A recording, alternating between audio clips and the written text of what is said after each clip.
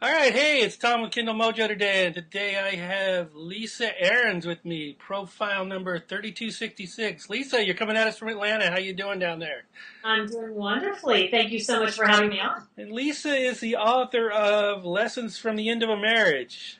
And Yes, lessons from the end of a marriage. okay, tell me about the story that brought you to the point of where you wanted to write this book. So one summer day, 5 years ago, I was out in Seattle visiting my father, and I got a text message. And it was from my husband, man I've been with for 16 years. And I opened my phone, and the message said, "I'm sorry to be such a coward leaving you this way, but I'm leaving you and leaving the state." And in that instant, my entire world that I knew was over. I collapsed on the floor. My dad fell on the floor alongside me and just helped me. And he immediately got on the phone and helped me get back to Atlanta. He came back with me, walked into the house, and it was surreal.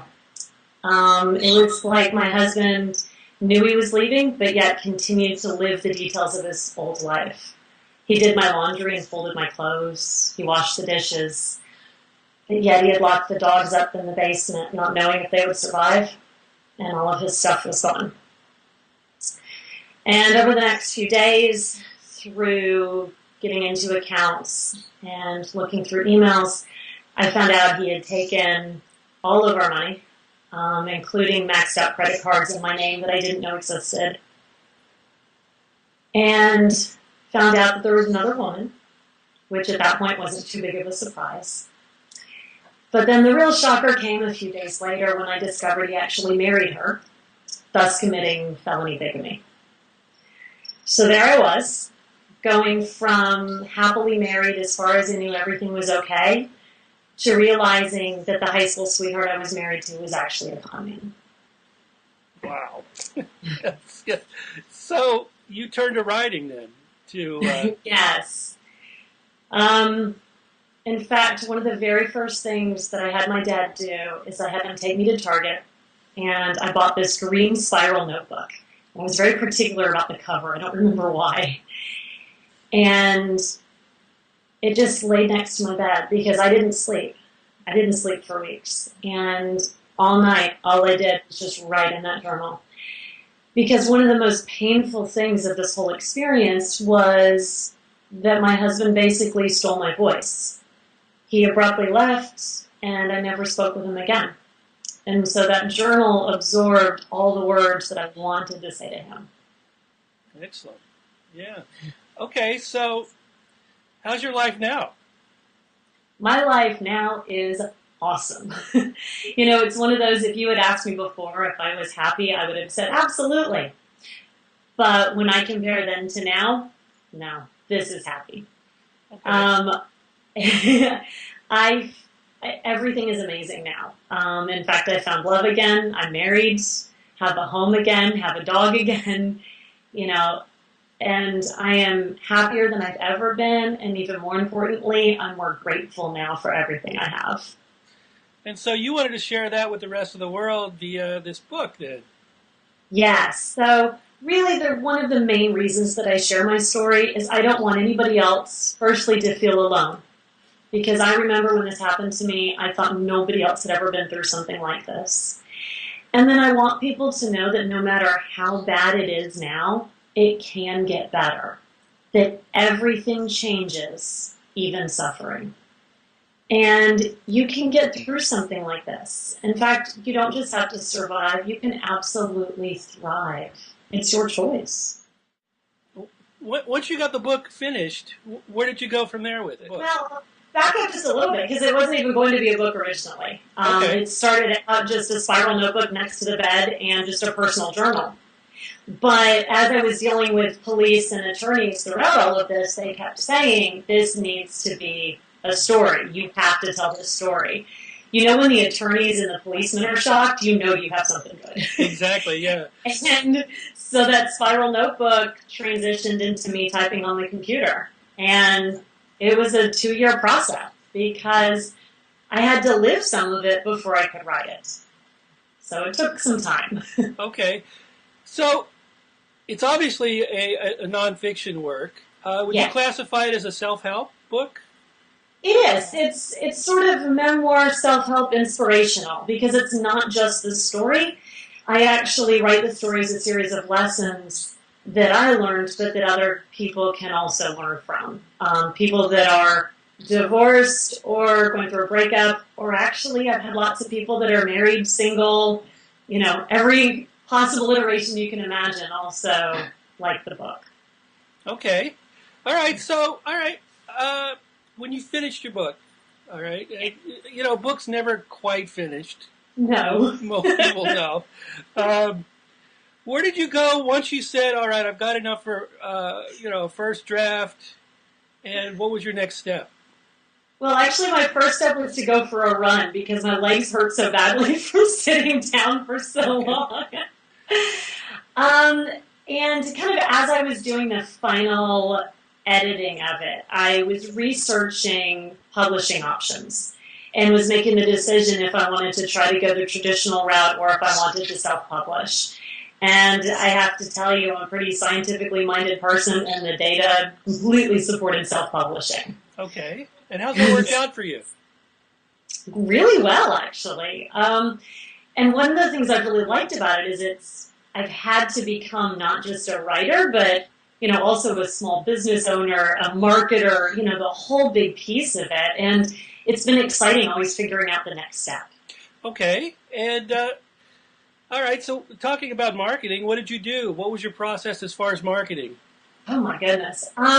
Well, actually, a friend of mine suggested that I start the blog before the book came out, kind of as a way to pre-market. And it had never even crossed my mind. Little did he know that blog was going to become kind of a daily companion of mine. So that was sort of the first step. And then from there, I just sort of tried different things and seen what happened. From the blog, I ended up writing for Huffington Post. And from there, lots of big people found me, Jeff Probst and all kinds of stuff. So it's just sort of dominoed almost. And I've learned to say yes to every opportunity. That's a good thing. Okay. All right, so let's talk a little bit about the editing process, the nuts and bolts of it. Okay, you sat down, you wrote it. How many? This is a question I ask all the authors. How many sets of eyes saw it before you actually decided to take it to publishing? Oh my goodness. Five or six. Okay, and talk a little bit about that. Who saw it before? Oh my goodness. Okay, I had two family members that both are very good at just sort of the continuity editing and also picking up kind of that first level of typos and that sort of stuff because I am the queen of typos. And then I had two other acquaintances that also read it, again, sort of for the flow and the continuity. And then I also hired an editor to do that final look through to clean it up a little bit more. So you had like 3 editings, and then you had a final polishing, and then you took it to print. Okay. Yes. Okay. So what do you do on a daily basis to market the book? On a daily basis. Oh my goodness. I mean, some of the things you do, or semi-daily, or weekly, or whatever. I guess what I've realized and what I've kind of grown to do, instead of explicitly marketing as much, it's more building relationships with people.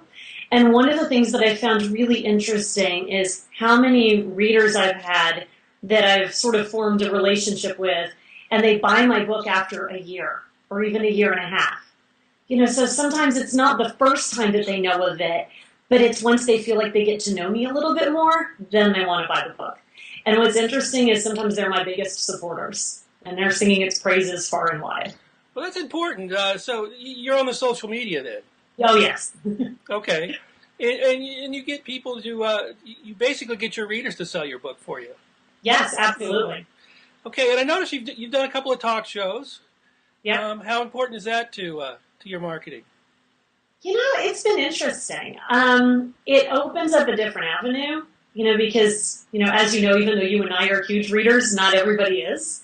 And so it's a whole new audience that I wouldn't necessarily get through some of the other channels. Okay. So with a book like this, you get a lot of feedback. Yes. Let's talk a little bit about some of the feedback. I was looking at your reviews on Amazon. You've got some really good reviews. How did you go about getting those reviews? I didn't. They just sort of showed up. They just sort of showed up. I mean, okay, all right. So you're not doing anything active to get your reviews then? No, I asked at one point pretty early on, hey, please review me. And other than that, I really haven't asked. It just sort of happens when it does. So. Fair enough. Yeah, we all wish we were you. We're out there begging for reviews. Please review my book. Sort of brings out emotion in people. Okay, yeah, no, a subject like this. So, you went on to be you're working your way on to being a life coach. Is that yes, I work as a wellness coach as well. I've been doing that for a couple of years now. Okay, but is that something that kind of sprung out of the book or the experience? Definitely sprung out of the experience. Absolutely. Okay, all right. And so, the book. Do you use the book as a tool to validate that you as a wellness coach then, or? I do. It sort of depends on the particular client because I have some clients that are not in the midst or post breakup at all, and so for them it's more sort of the traditional, physical nutrition, that kind of area of wellness. But then I also have a whole bunch of clients that actually found me through the book or through my website, and they are post-divorce, past sort of that acute phase, and they're wanting to learn how to thrive again. And so I sort of help them along that path. Okay, that's great. That's got to be rewarding work for you. Oh, so incredibly rewarding. When all of this happened, I knew that in order to make it okay, I had to take that horrible experience and make something good out of it. And I'm so happy to see that actually come true. All right, so you took all this anger and you took all this pain and you started writing it down, and it became a healing process for you. Yes. Obviously. And so what would you recommend for somebody who's going through something like this? Would you recommend that they sit down and keep a journal to look at? I absolutely recommend journaling, but not just any journal. In fact, I specifically recommend what I call a 3-part journal. And the first part is where you purge all of the negative emotions. It's the anger, the vitriol, all that poison. And you don't censor yourself there, just get it out. The second section is sort of twofold. It's dealing with the present, and it's problem solving whatever's currently going on in your life, and it's also expressing gratitude for the good things you do have. And then the final section is all about hope for the future. So it's your hopes and dreams, even if you have no clue how to get there. And the biggest key with the 3-part journal is you always start in section 1 and end in section 3, so that you're always getting rid of all the poison and ending with hope.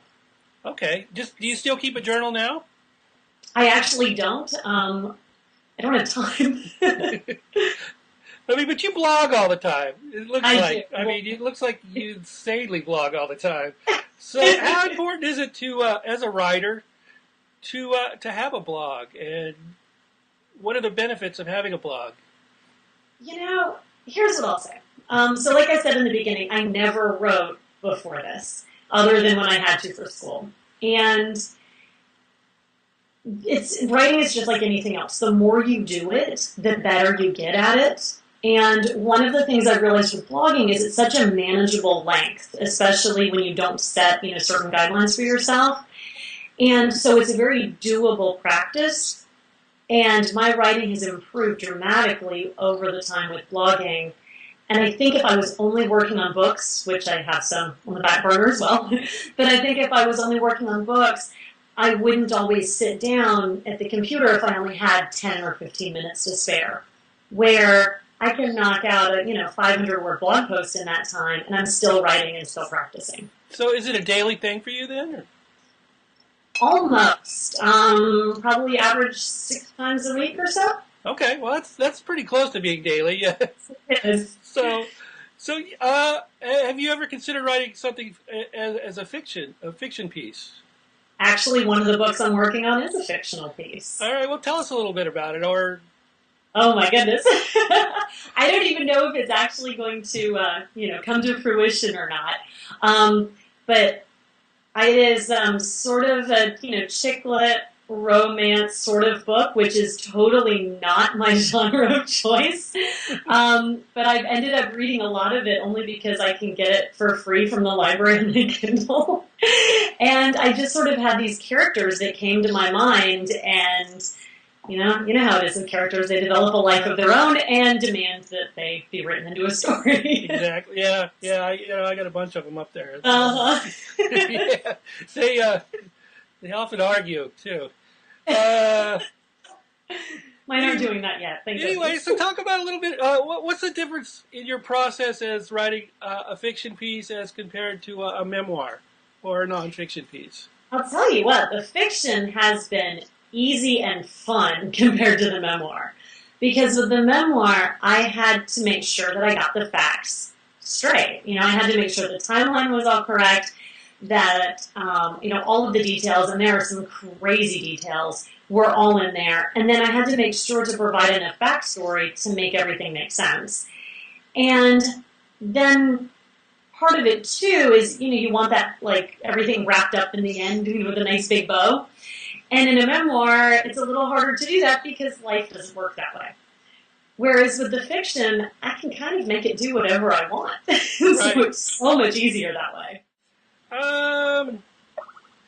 I see you do real estate too. My gosh, you're just you're a very busy person. I guess what I'm getting at here is when do you find time to write your fiction? I know that takes a long block of time. So It does.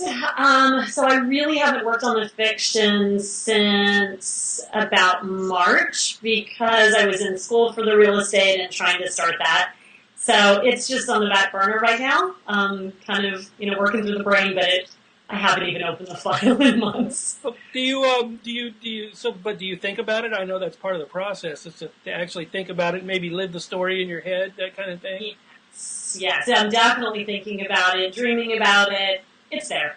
Okay. So it will get finished. I actually have about probably 5 or 6 books of different lengths that are started at least to some extent. Some cases just sort of ideas jotted down, kind of a rough framework. But yeah, when life slows down, I'll get back to those. Yeah. I mean, it doesn't sound like it's going to anytime soon for you, though. Well, I hope to leave teaching soon, so Okay. that will help. All right.